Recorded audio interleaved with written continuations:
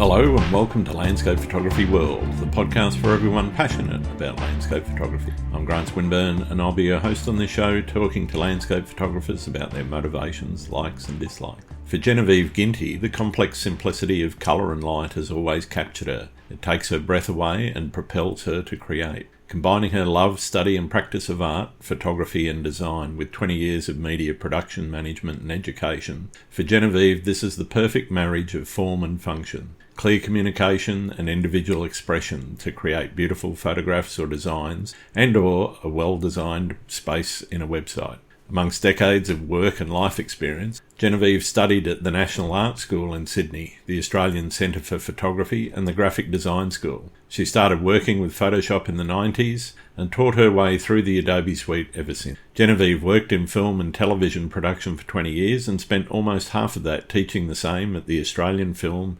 Television and Radio School after. In this episode, Genevieve candidly shares her journey in the photographic field, from getting her first Polaroid camera as a child to building a career in landscape photography. She discusses how growing up in a creative family, her love for art and landscape have significantly influenced her work. Despite the challenges, Genevieve emphasises how rewarding and important photography is to her, expressing that it not only serves as a form of communication, but also contributes to personal well-being. I hope you enjoy the show.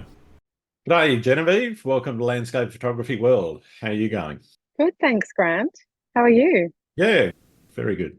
Pleasure to have you on the show. It's been something that I've wanted to do for a little while. I've seen a bit of your work around and I'm very keen to explore with you a little bit about why you've chosen to work in the way that you have. Why don't we Thanks start? for having me on. Oh, absolute pleasure.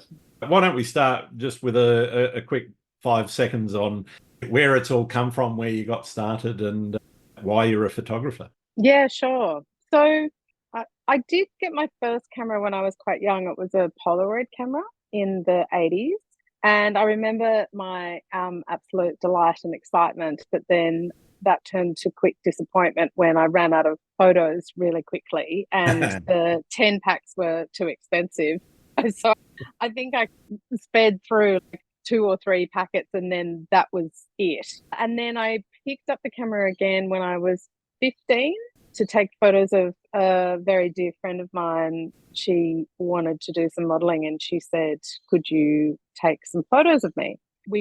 I took my mum's Nikon. I actually used so mum had always taken photos and my sister photography was a bit around, bit of knowledge. So I was given the bare basics of the 3 main areas you need to look out for to get a good exposure. Took some black and white film and went down to the local train tracks. Actually, just here, I'm pointing in this direction because I'm in my mum's backyard, and took some photos of her and just loved the whole experience. It was just fantastic. And so I didn't ever put the camera down after that point. Before then, I'd had like point and shoots, but I think I was just, because it was a point and shoot, I was just using it as a point and shoot. And I wasn't really thinking about the composition in the way that when you hold that beautiful weighty SLR camera in your hand, it has a different gravitas to it. So you suddenly respond to it in a different way. Absolutely. So yeah. Yeah, cool. I actually went on to win an award for that photo of her. Oh, really? Yeah. Well done. Yeah, pretty crazy. But anyway, so that was good. That spurred me on a bit more. So what's photography now to you and what does it mean to you?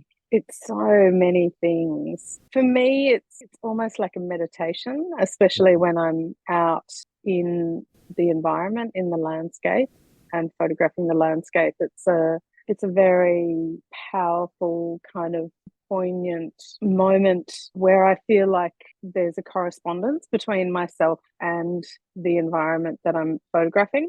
Or it's not always like that, but often when I go out by myself and I don't have a particular thing that I'm trying to achieve, I'm just there because I want to be there because the atmosphere looks and feels pretty special.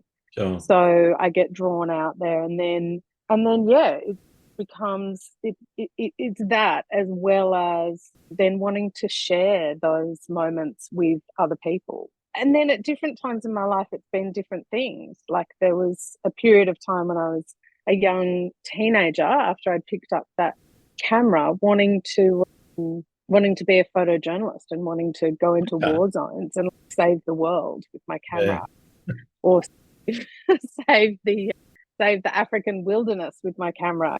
And yeah, it's all sorts of photography. What's it to Cool. you? Cool.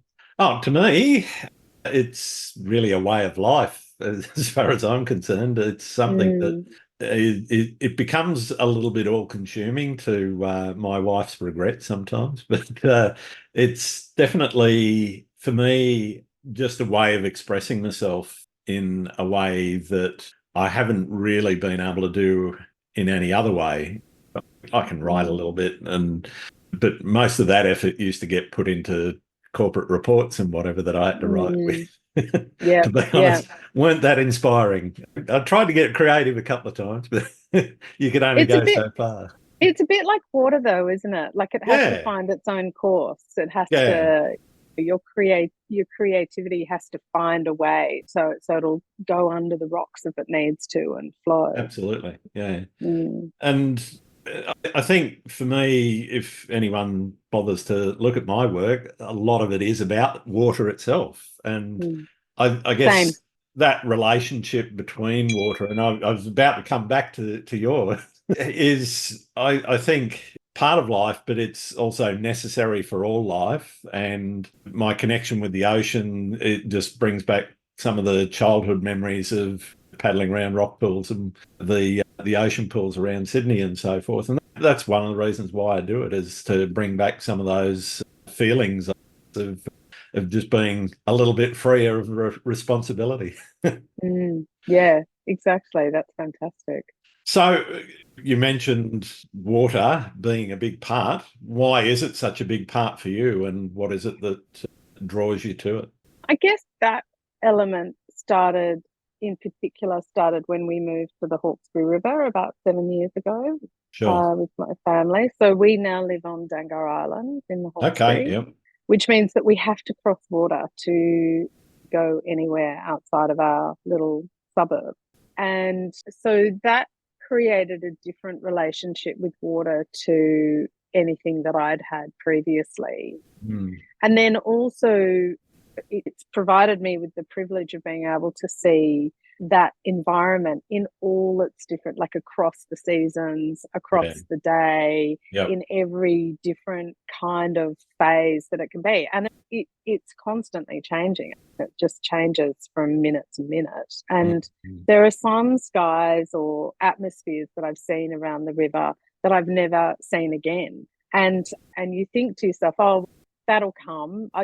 Especially when Yeah, you're it like, might be oh 20, wow, 40 years yeah, before it does. and you wait, oh maybe it's an autumn thing, and then autumn rolls around, and Nothing happens. because yeah, because Australia is in the constant El Nino cycle as well, and so we've got a lot of humidity in Sydney at the moment, Yeah. but and that in itself changes the nature of the river. But in actual fact, almost at the end of the drought period, in the last couple of years of the drought period before the rains came, was when there was more atmosphere in many ways. And I can't really explain that, but because I'm not a weather person, but there's just constant kind of atmospheric changes that are happening that affect everything, the Yeah. water and the bush around it and the air around it. And yeah, it's incredible. Yeah, I think the Hawkesbury being the kind of valley that it is, I have a sort of geography, geology, weathery background from elsewhere in my life, but a lot of that creates this microclimate.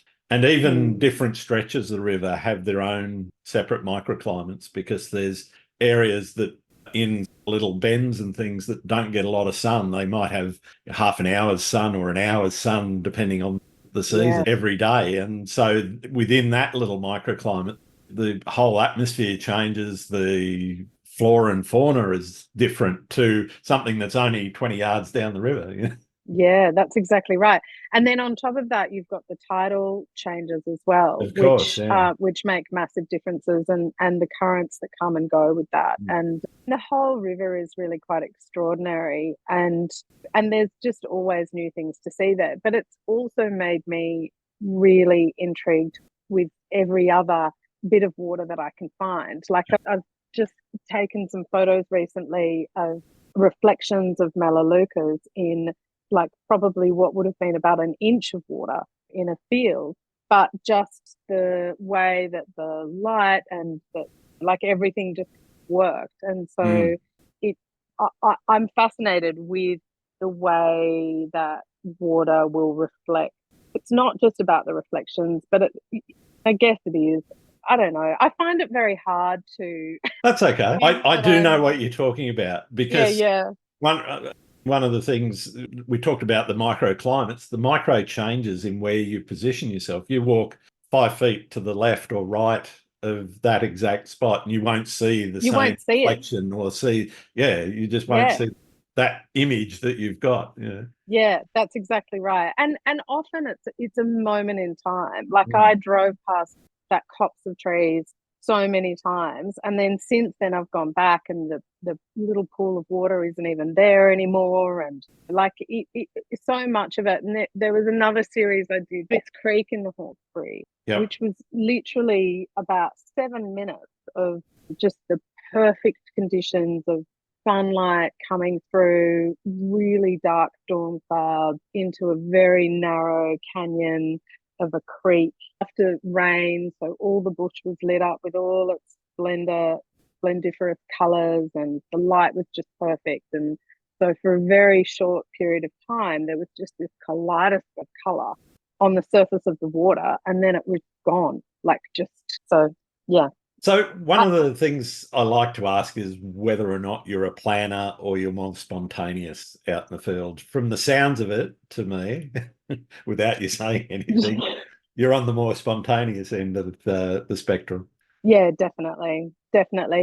Because it's a response for me. It's not necessarily about photographing a particular place or a particular type of scene. It's about responding to what the environment is doing, what the communication is between the different elements in the environment, and then what that's the little portmanteaus that's creating, like the little windows.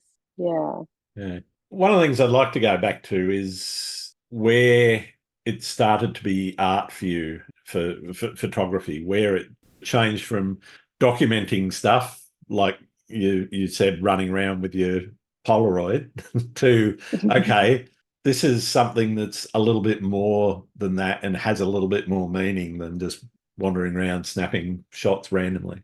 So I think that I definitely started out with that vision of, which is probably certainly last century what most people thought about when they picked up a camera, I guess, it is essentially what you're doing is documenting. And I was definitely very influenced by National Geographic as a little kid, magazines, David Attenborough as a teenager. And then at the time that I was at high school and studying photography, photo reportage was really it was still it still is, but everything was in print. It wasn't digital. Yeah, it was definitely a high point for the photographic arts, I think. Without a doubt. And I think what I remember feeling looking at those images was that there was a definite difference between the images that really made you feel something and the images that were just telling you something. Yeah. And I was always only ever interested in creating photos that made you feel something. But at a young age, it's hard to really understand how to do that or how to harness it or even to recognize it if you're doing it. You almost don't really know enough about the world to be able to understand what you're capable of doing in that emotional space. But I did, I guess in short answer to your question, after high school, I did do a short stint as a copy person waiting for a photo cadetship. Yep.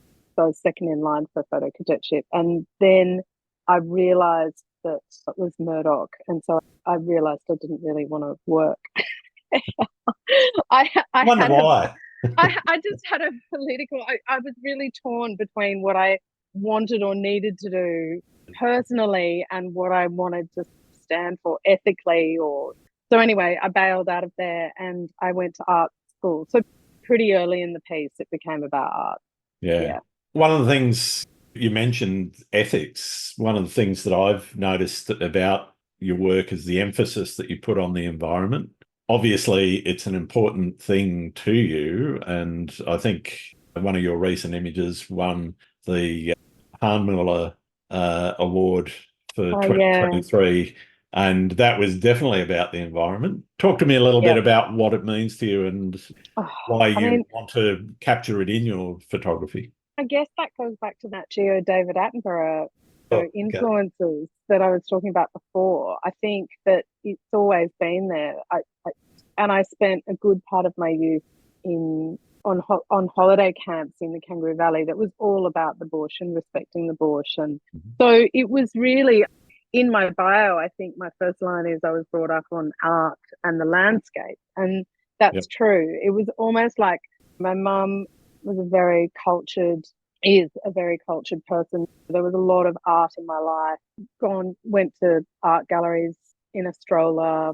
That's always been a language. And my father was always taking me to on bushwalks or to just beautiful places. And so it's always been a part of me. And yeah, at the moment it feels like it's the most important conversation we should be having.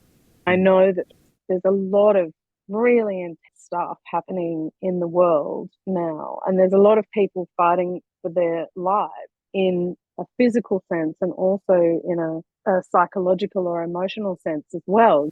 There's a lot Yep. going on in the world, but realistically, none of it will mean anything if we aren't able to get a grip on protecting the world. And it's not about the image that you're talking about, the landscape in the jar. In many ways, what I'm saying is you can't just isolate the landscape and preserve it Yeah. like it's not connected to anything, because Yeah. it's connected to everything. And essentially, it's our oxygen. And so if we don't look after it, there's nothing, fighting about this, that, or the other is completely inconsequential because it Yeah. won't even exist. So on one hand, it is about the beauty and the extraordinary nature of the environment. But on the other hand, it is also about our survival, because whatever happens, life has a way of continuing. And that's the thing that I witness all the time, which most landscape people who go and spend time in the landscape, that the environment understand, is that it's just going on around us without us. Yeah. Like it doesn't care what we're doing, but No, that's but right. but but we should care about what we're doing. Yeah. If we want to continue to exist as part of Yeah, the ecosystem that we're a part of. This is the thing I think a lot of people forget, particularly when they live in urban environments largely, is that the human race, regardless of how good or bad it may well be, is part of the ecosystem. And yeah, you've got to understand that if your actions, therefore, are going to play a part in that ecosystem, and you're going to get back reactions based on some of what you do, and that individually as well as collectively and globally. It's yeah. That's exactly right. yeah, I think there's a really big disconnect with, and I understand why and how that happens. And that's one of the reasons why we moved to the island, was mm, because I was feeling disconnected and I didn't want my children to grow up without that. sure, So I felt like I had to place them there to have the connection. What they do with that is totally up to them. But I do think that there is a big disconnect. It's like it's a conceptual idea, the environment now, like it's so big in terms of the challenges that we're facing, that again, if you're not in it or you're not seeing it or you're not feeling it, it's very easy to put to the side and focus on what's right in front of you, which is putting food on the table for your family or sure. dealing with the latest crisis. You mentioned the language of art that you started to consume very early. How important is language in terms of your imagery in expressing the feelings that it expresses? Do you mean languages in words, or do you No, mean I mean language your visual in... language, because there's color, tone, contrast, the spectrum in light. There's a whole range of different things that you can actually bring to bear and change the feeling. You could be out on the brightest sunny day, but I can make that look like the gloomiest, darkest image you've ever seen if I want. Yeah, yeah, I guess that's true. I guess for me it is really important, but I, obviously I've responded to art over my life that has had an impact on me. And interestingly, most of the art that has influenced me has actually been painting, not Okay. photography. Yep. And so I was really taken by the ability of an artist to be able to create a scene. Like, even if you talk about like colonial Australian painters, they create a scene, and it's iconically Australian landscape. But Yeah, it couldn't be there's anywhere this else. Yeah. totally, but it's also, so I loved that element that I could relate to it, because I guess at the time a lot of what was on television was coming from Britain or America. So it was something that was more familiar to me. And then also just their ability to, in like, getting back to that emotional thing, to get that into the painting. And I just thought that was a really magical thing to be able to Mm-hmm. do. And so I guess in many ways, that's what I am now really focusing on with my photographs. But I'm still very much focused on the environment for the reasons that we talked about before. So, you know, I take photos of other things, but for me, I feel like that's what that's the story I want to tell. That's what I want my work to be about, is Yeah. here's our landscape, and here it is, maybe in a way that you don't necessarily get to see it, or that you haven't seen it, or it's so easy to walk past something and just read it like Yep. that's a house on a street, there's a car in front, right? And what we do with creating art is to say, well, hang on, there's actually more going on there. There's more to that scene than just reading Yeah. this. Did And I I guess even answer your question then? I can't. absolutely. And wonderfully, I thought. I don't know what the listeners will think, but that's their problem. Yeah, we're going pretty deep. Yeah. Yeah. I like to, though, because to me, this is the stuff that really makes photography interesting, and landscape photography in particular interesting to me, is that, like you said, yes, you can have your house on the street and there's the bin and there's the fence and the gate and the windows, etc., right?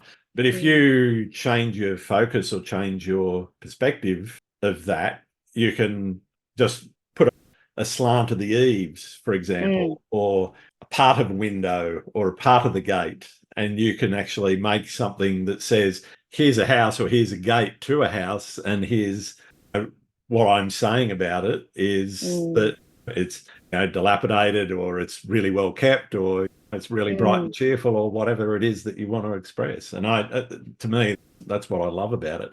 And I think Totally. And it's all your about answer the was light. perfect. Oh, good. Thanks. It's all about the light too. And Oh, and absolutely. Yeah.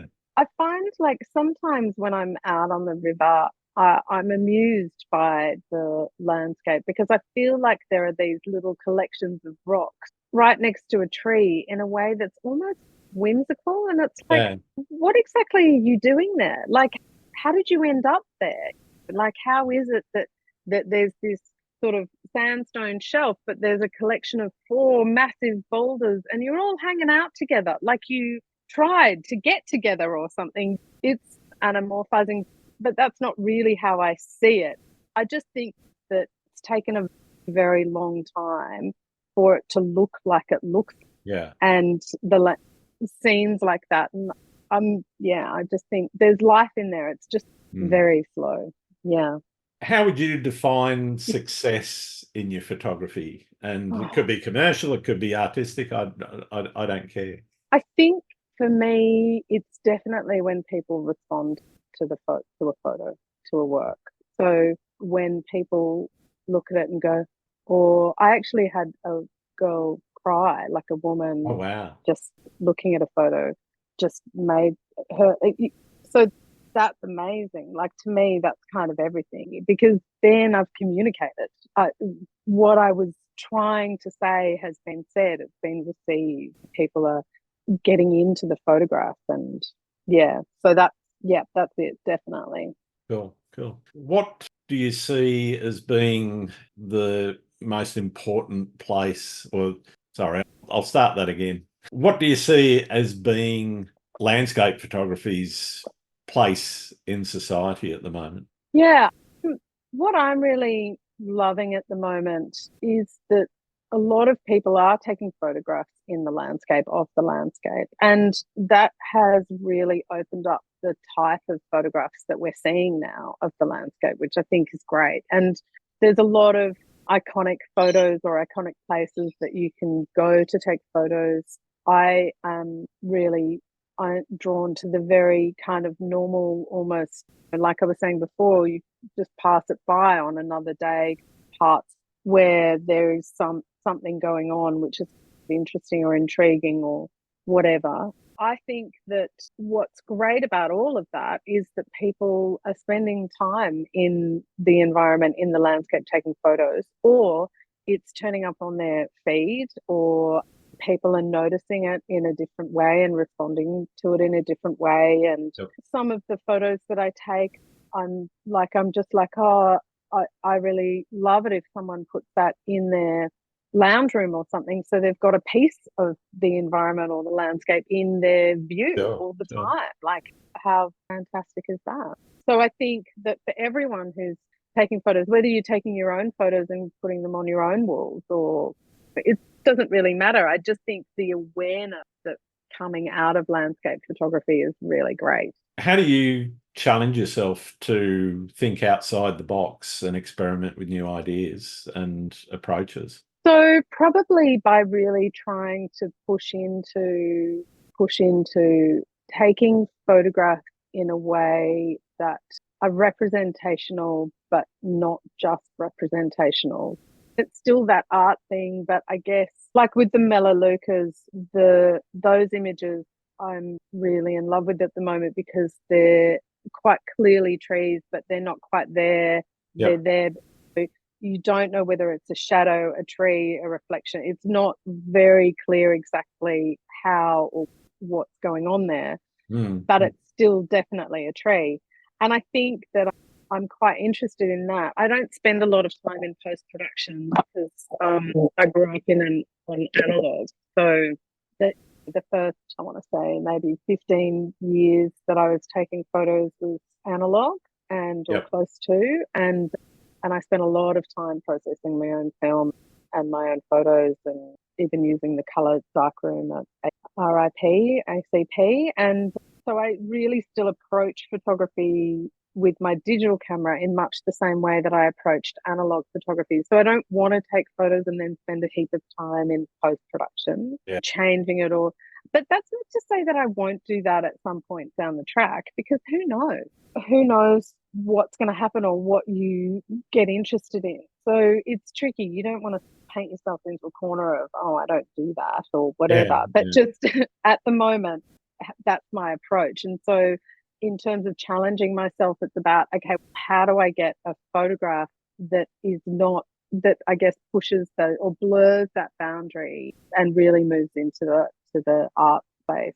But I still really love taking photos that are more accessible than just art, Sure. with inverted commas for those listening, not watching.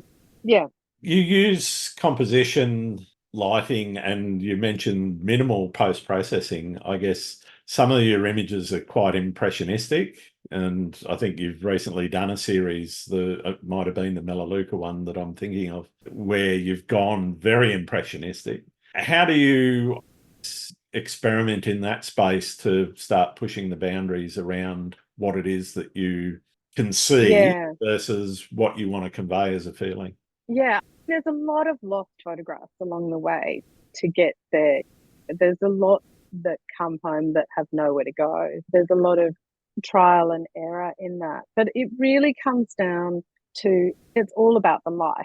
It's always all about the light, because when the light is sublime and just really, and you can, like, as you know, it's that subtle movement that you were talking about before, that in itself will change the light that within your composition. And thanks for the compliment about the impressionism thing, because that's totally, like I said, I was so influenced by art as a younger person, and it's definitely there. And so I think I don't think I like my own work unless it's doing something like that for me. Yeah. So other people look at some photos that I take and go, oh, wow, that's a great photo. I'm like, yeah, it's a nice photo, sure. It's like technically fine, like great, but it doesn't say anything to me.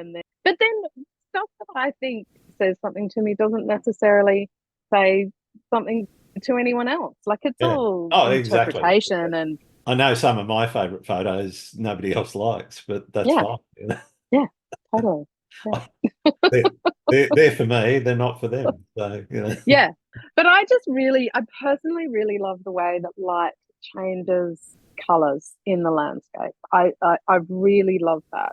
So by the time it's 11 o'clock in the morning, it's all over for me, depending on what time of year it is. But yeah, you won't. Anytime I take photos in the middle of the day, I never like them. Never, ever. I've just spent some time up in the snowy mountains in summer, and I thought I'd challenge myself rather than try and camp up there and do things to the extremes to get that lovely sunrise or sunset or whatever from the high plains there, and to shoot exclusively in harsh light in the middle of the day and focusing largely on horizon. So it's a series that I haven't started in processing it, but in my head I'm already starting to bring it together. And it is deliberately about that harsh light. The harshness, yeah. The contrast. And it was the feeling that I had walking around up there. So it was, you get up there and you see all these jagged rocks and the lack of trees and all of the heather that's living in these harsh conditions, and the rock was formed under the constant icing and de-icing and fracturing them and breaking them up. And so that was really what that sort of conceptually was for me, was to go, okay, let's do something different to what a lot of people would go up there to look at. To do, yeah. I love that. I think that's great. And already I was getting an idea, like as soon as you first started talking about it, the horizon lines and the harsh light, and it's very, very Australian, like very gives you that sense of how intense it can really be. That's what I was imagining. I don't know if that's what it looks like. No, that sounds very similar to where I'm going. I've got a name for it, and I'm not going to tell anybody yet until I release it. But it's to be honest, I don't know if anyone else will like what I've done or what I'm planning to do with it. But so doesn't what? Really matter, does it? Have you seen Murray Friedrich's incredible work? I have, his work out on Lake Eyre and such. Yeah, it's just stunning, isn't it? It's just amazing. Absolutely. He talks about it, about the landscape being the medium rather than the photograph being the medium. And I just totally get it. I just fell into those photos. I was there for a long time. In terms of where you live, how has that shaped not what you shoot, obviously where you live, and if you shoot around, and as you said, you went to Dangar Island, not specifically to take photos, but to get into that. Maybe subliminally. Who knows? It was pretty much the point that the career shifted.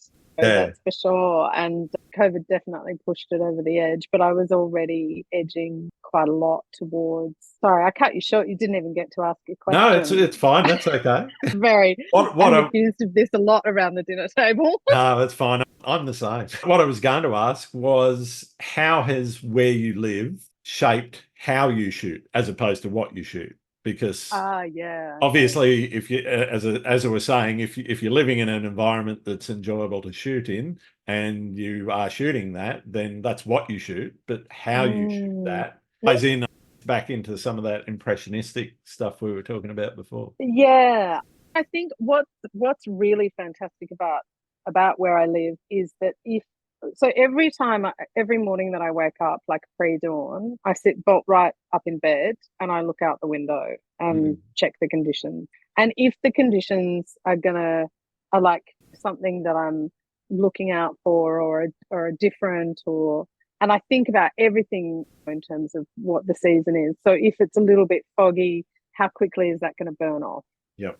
Depending on the season, all that kind of stuff. So because now we've been there for 7 years, so I'm more methodical, I think. Not methodical, but I think more about, rather than just reacting to, oh, that's wow, oh yeah, let's go out.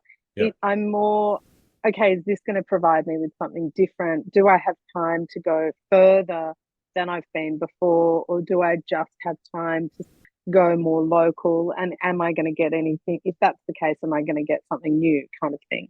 There are places on the river that I really want to go to, and my husband has started to come on the boat expeditions with me recently. That really started when just over the summer holidays, when we went up the Northern Rivers, and we went up the river at pre-dawn. So that was very planned. It had to be, because we had to hire a boat. So I had to ring up the local boat hire and ask if he wouldn't mind getting out of bed at stupid hour to come and meet us. And he couldn't quite understand what was going on, because it's going to be dark. And I'm like, yeah, that's but the point. by the time, yeah, exactly. By the time we actually get somewhere, the light's creeping, because as the light's in all different directions, and on a river there's bends and twists and turns, so the light is different as you keep moving, and it keeps rising. So that was really great. So yeah, what I was getting to is I'm becoming more specific about what I go for. But what is wonderful about where I live is that I can literally just go out for an hour and come back, and it's not even 9 o'clock in the morning. Sometimes I can go out and be back by 8 if I have to. Usually though, you want to stay till 9, because it doesn't start to become too day until after the sun has to get up above the cliffs there. Yeah. That's right. Yeah. What made you choose photography in the beginning, and how difficult was it for you to say, okay, well, this is the career that I want, particularly as you moved fairly early on into the art space as opposed to the photojournalistic space? I think that the camera chose me. I really believe that. Everyone in my family is creative, and my sister was dancing. My other sister was at art college. They were a bit older than me. Mum is a historian, but she painted. She painted amazing stuff, photography, singing. It was everywhere, and I was like, I've got to have something. What's it going to be? Not that. And then it'll come. And then when I picked that first SLR up, I was like, it just felt so natural. I can't even explain. And composition, nobody ever, like in those early days, I didn't have any instruction on composition, and it just came naturally. But I do think that's all about spending all those hours in art galleries, and I was studying art at high school, 3 units with the HS history, more so than practical, because I was just so interested and wanted to absorb and consume every bit of art across the cultures and whatever that I could. But yeah, I'm so sorry, Greg.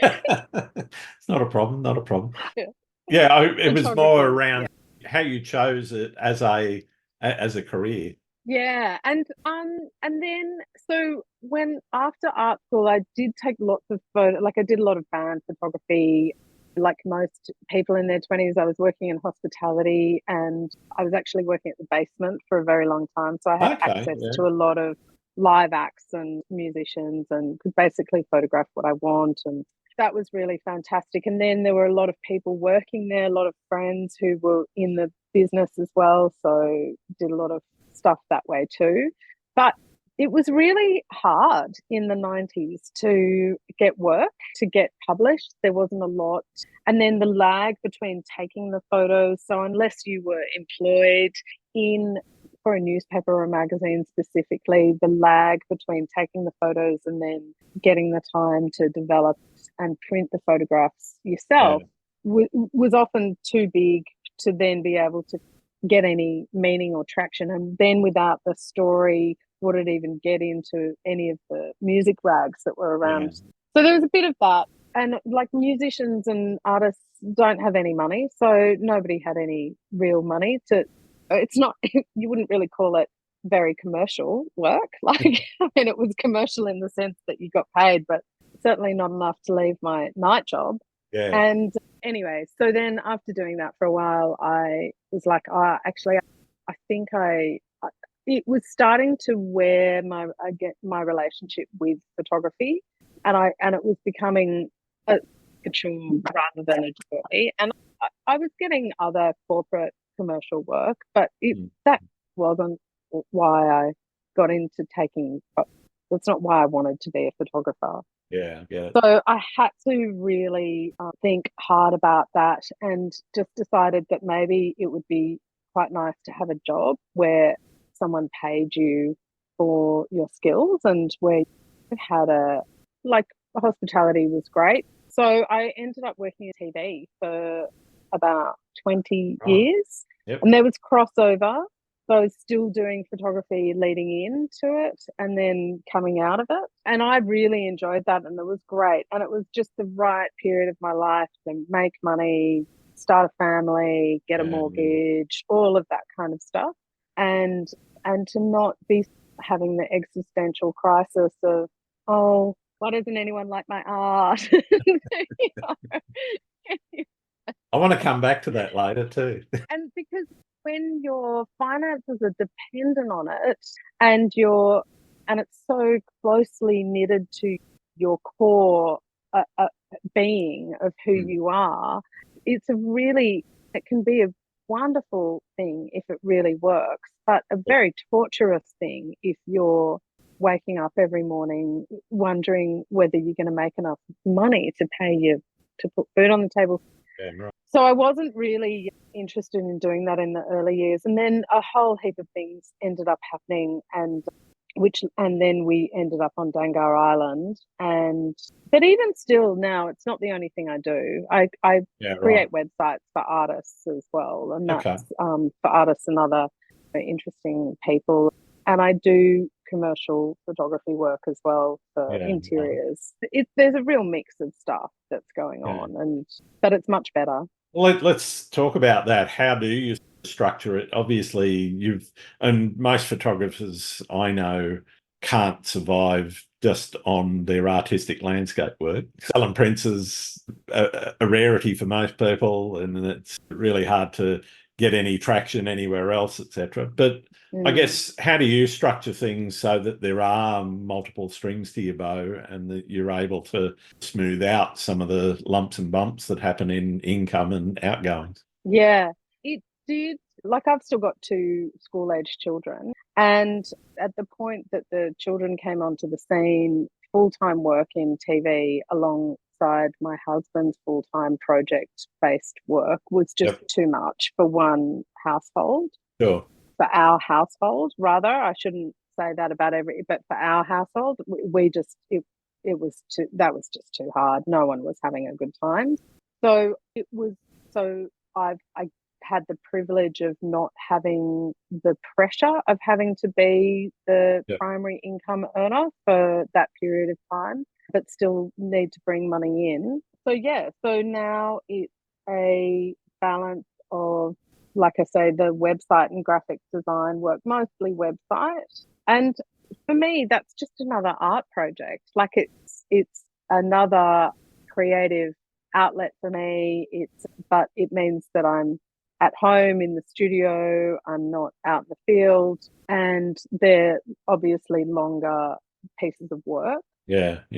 So there's that. And then it's also people, I sometimes take photographs for people, or people license my photographs for their websites in that exchange as well if that's what they need. I take photographs of people's artworks for their website. So there's other ways that I can bring the photography in there.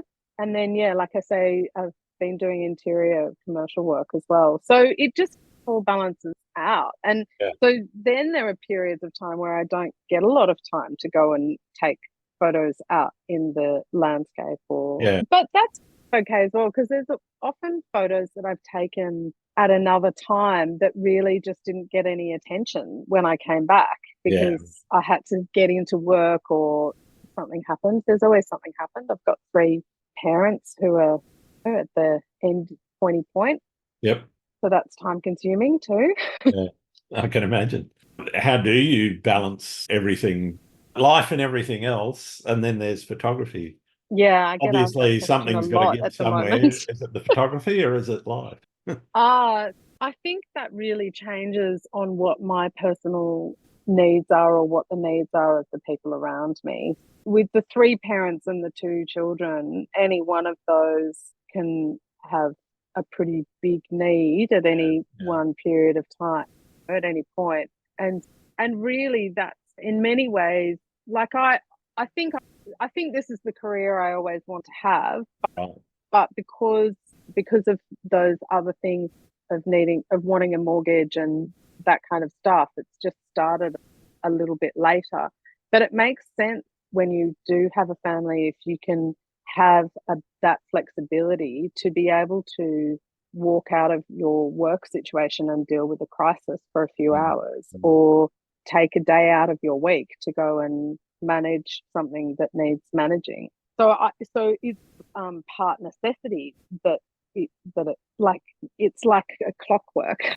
It's like big cogs and little cogs, and they just keep turning around and things switch, but all of those cogs have to keep moving at one time. But what those cogs are labeled as can change. How do you balance the need of clients, obviously going off and photographing someone's property or doing other commercial work? They're going to have their demands, and that's right, might not fit with your artistic integrity, creative vision, call it what you will.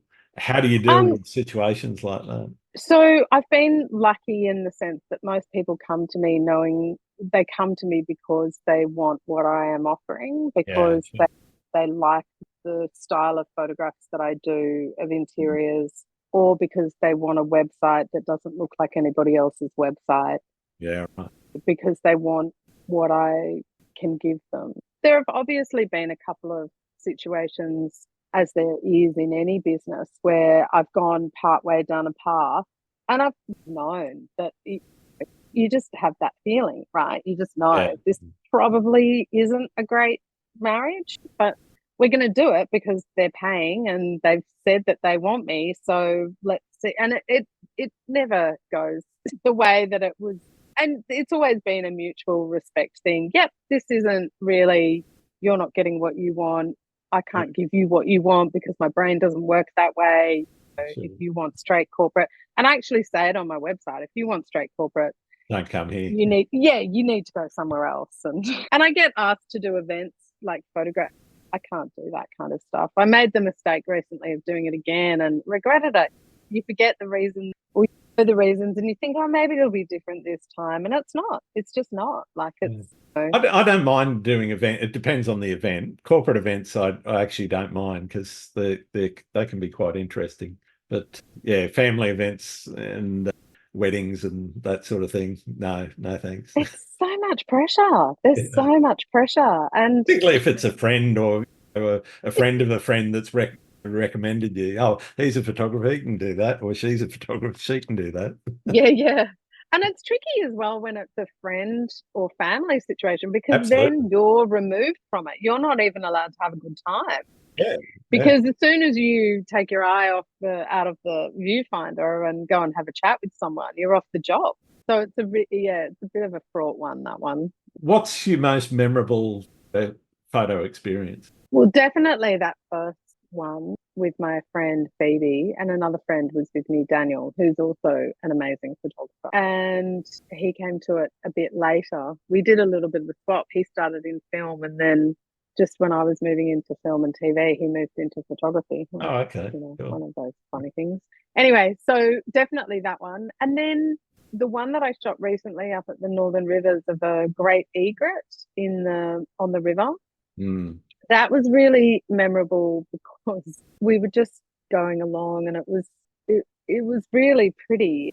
It's mangrove, and not many people really like mangrove. I find them quite majestic. Yeah, in the right setting, they're quite magnificent tree. I think they're fascinating. Yeah, Right, they're their own ecosystem in some cases. they really are, and we need them. They're so Absolutely. important. They're incredible filters. So anyway, yeah, we were just cruising along, and this great egret was there. And my camera is a medium format camera. It's not a fast camera, so generally speaking, I don't really look out for wildlife, but I do love, if I can manage it, to take a photograph like that, because it's not just the animal, the bird or the animal. It's their environment, it's their space that they're in. So I find that more meaningful in a way than just a tightly cropped image, which kind of separates them from their space. It's just a lovely moment, and I was shooting away. I because I saw it from a while away, I could set my camera up and get the right shutter speed and put it on drive and all of that kind of stuff, so that I was ready. But you still can't guarantee you're going to get a good shot. No, definitely. And anyway, took a few photos, and I think, I think I might have got it. And I look in the back of the camera, and it's an adults only podcast. Yeah, right. I couldn't believe how beautiful it was. Just the way the wings and the reflection in the water. And so that was memorable. Just also because it was quite recent. Yeah. And because it was, I think, possibly not the first, but it was just a lovely moment of my husband and I being in the boat and just going upriver so I can take photos. And he tries to stop and start the boat as best he can when I pass through, which is funny, right? Because water moves, so you can't really stop a boat. You can't just stop a boat. They keep going. Yeah, that's exactly right. So yeah, it was fun. Yeah. What about horror stories? Have you had any situations where things got a bit sketchy? Yeah, probably just come to me actually. A horror story was shooting my sister's wedding. Okay. I was 19. I was really young, and shooting with. I had two camera bodies with two lenses. I was well set up, color, black and white. Yep. She had a medieval wedding, and she'd pre-organized with a ACP magazine to have my photos published in the magazine. Awesome. There's no pressure. Exciting, no pressure at all. She's got a court jester. I'm photographing the court jester, and the back of my camera just opened, and the whole roll of film was exposed. So I'd obviously hadn't shut it properly in my haste in changing that was a nightmare. That was terrible. It was so embarrassing because it was in front of the entire wedding party. But yeah, I've got my shit together, sure. Yeah. At least compared to digital, it's only 36 shots that you missed. That's true. I have lost. I did lose a hard drive. I had a shoulder operation, and I made the error in the rehab phase. I'll just plug my hard drive in and look at some photos while I have to sit here in bed for however many weeks. Oh. And it just dropped out and fell on the floor, and never saw those photos again. I've got better systems now. I still think about there's two photos on that because I printed them. And I've got one print of each of those photos. Nice. Anyway. I said I'd come back to it. Everyone has those moments where they're feeling imposter syndrome. They're not good enough, or people don't like them. Or they're in that creative rut where it's just not happening and they don't want to get motivated to do it. How do you push through that, and how do you manage that? Do you have any strategies that you use, or is it you just go and do something different? I think you just get better at it with time, but then maybe that's not always. At the moment, I think there is so much else going on in my personal life that I don't have the bandwidth to fret over what I'm doing artistically or photographically. Mm-hmm. So in some ways that's probably aiding me at the moment. Yeah. But I also don't, I think over the last few years, I've learned to reduce my expectations of how other people respond to my work and just do what I need to do. I think because I bought the medium format camera in 2017. So I've really only had it for, what's that, 5-6 years, something like that. So it's only been in the last 5 or 6 years that I've come really back into it, and the momentum of that is growing year on year or month on month kind of thing. And I think over that time, I'm getting a better understanding that it's a long game, and that there are photos that I know I've taken in the past that I can't do anything with yet because because it's a collection. Like, I'm slowly gathering a collection of images, and there'll be some that I've taken in the past that I'm like, yeah, I understand why I did that, but I haven't done a good job of it. So now I want to go back there or find a similar kind of place or space to re-photograph that. Yeah, I think I just feel like it's slowly starting to make sense. Yeah. And it doesn't have to be today or next week or next year. Yeah, no, that's excellent. And it's also getting back to that original comment about the meditation. It's also vital to my well-being. And I've spoken about him quite a bit. The support that you get from your partners is really important in any artistic endeavor. And he's really quite good at it because there is so much going on in my personal life at the moment. He's quite good at saying, okay, so we're just going to go out in the boat tomorrow morning and bring your camera. So he is now pushing me to get out because he just knows that if I just do that and I have a little bit of a swim as well in the river, that everything's going to kind of come back to a better place. For everyone. And that's always a good thing. Yeah. He's learnt the essential lesson in life for all men. Happy life. Yeah, that's exactly right. Life. That's right. But I did say to him when we first got together, I said, you need to understand about me that I'm a creative person. And it's really important that I have time to myself and complete immersion in a creative practice or pursuit of some description, because otherwise I go a bit nutty and I'm no good. And I start to feel like a caged animal if I haven't been able to get creative. There's a lot of pent-up energy. What do you see as the future of photography and its biggest challenge that's facing it at the moment? Yeah, but AI is definitely the thing that we all should be concerned about, not just in photography, but in... I don't mean it in that, the sky is falling in kind of way. Not in a Terminator sort of world way. Sorry? Yeah. Not in a Terminator sort of world. No. I don't mean it like that. I just think, and there's a part of me that at the ripe old age of 50 goes, change happens.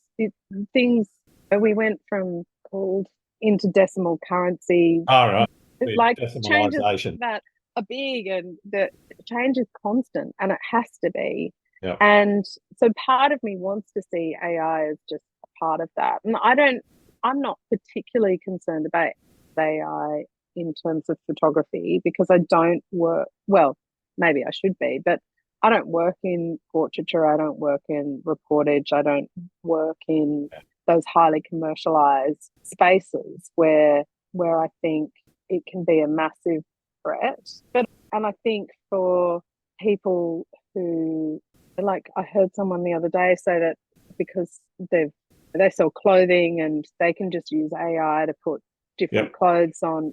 And you go, well, that's doing a photographer out of a fashion job. But chances are, if that person is doing that, they wouldn't have had the finances to pay a photographer. They're probably not paying a photographer now. Anyway, that's exactly right. So I don't know that it necessarily has to mean that people's jobs are under threat. I think what is concerning about it is just things like the nature of copyright and how images created by other people can be used by AI to create different images. I think that's problematic, and I think that I've been going through Mum's incredibly extensive library recently, and she's got a whole bunch of books like What Shell Is That and What Wildflower Is That. And I was saying to a friend, it's interesting because if you have to identify a shell or a wildflower, you'll just Google Glass, whatever the thing is on your phone, and it'll tell you straight away.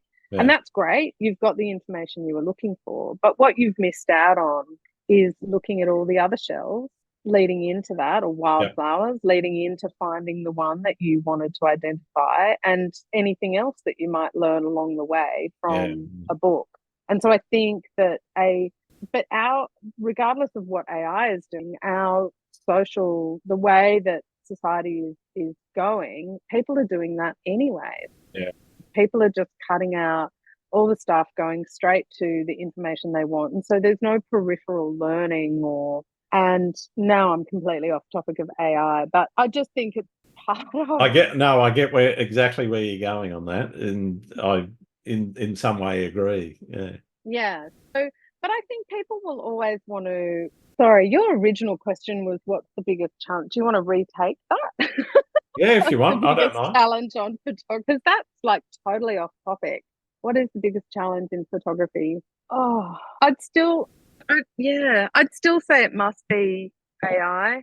I think I thought of a different answer to this question, Grant, previously. Go on. When I was listening to your podcast, but I can't remember what it is. I might have written it down, but it's not in front of me.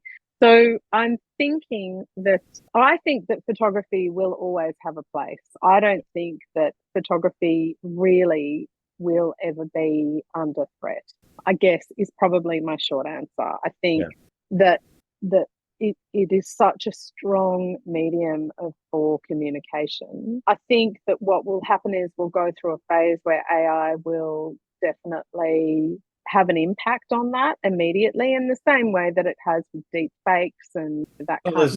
cameras already with algorithms that change the way that your image looks, depending on whether it's a phone camera or even some of the digital wonders coming out of Canon, Nikon and Olympus and friends. Yeah, sure. And do you know what? Part of me kind of thinks that's okay too. Totally, because I'm totally on board with it. Yeah. Okay, good. Helps me take better photos sometimes, because I'm sitting there trying to work out how to do it manually and it just not working for me. Yeah. There you go. But yeah, so I think, look, I know that I remember, that's right. Now I remember when I was at art college and people were talking about the advent of digital photography, and everyone was like, oh, no, it's the end of photography as we know it. It's a disaster. The world is ending. Total disaster. This is going to be terrible, blah, blah, blah. And I remember thinking, that actually sounds fantastic, because if I can take photos and I don't have to go and process them in my bathroom... Not going to take me a week or two to get them in the first place. Spend all my good coin on getting into a dark room and standing over those chemicals for 8 hours. That was just so many weekends I spent in a confined space with a lot of chemicals. Yeah. And it can't be good for you. So at least you're not having to deal with lead and mercury so much. Right. I know, it's true. There are far worse ways to spend your time, without a doubt. But yeah, no. Well, I know exactly what you mean. It was one of the reasons why I don't think I'll ever go back to film. Yeah. I get that there's something really beautiful and tangible about it. And that will always be the case. It's a magical experience. Yeah, exactly. Very magical. But yeah, I at the moment, I'm just loving the digital camera. And so I think I'm hoping that AI will be a little bit like that it'll puff out and then we'll all work out how to live with it and how to use it rather than be afraid of it. Sure. No, that's my hope. Yeah, same here. What's the best piece or worst piece of advice anyone's ever given you? We'll finish this conversation and over the next 3 days, I'll think, That's another one I should have. That's more profound. What's the best or worst advice anyone's ever given me in relation to photography? I think in the early days, I had a lot of men telling me what I should be doing, especially when I was taking photos in low light and stuff like that. And they're like, what are you doing? You're not using a flat. Now, it's not really advice. That's just annoying voices in your ear. Just leave me to do my thing. I think the best advice often actually comes from my friend, Daniel, when we're talking about photography and art. And he is the one who's always telling me, you've just got to do what's right for you. You've just got to do what's right. It doesn't matter. There are no rules. It doesn't matter. I think that's fantastic advice, because I learnt that strangely in the corporate world, writing contracts and things. Aside from, as long as you don't break the law, there technically are not many rules around what you can and can't put into a contract.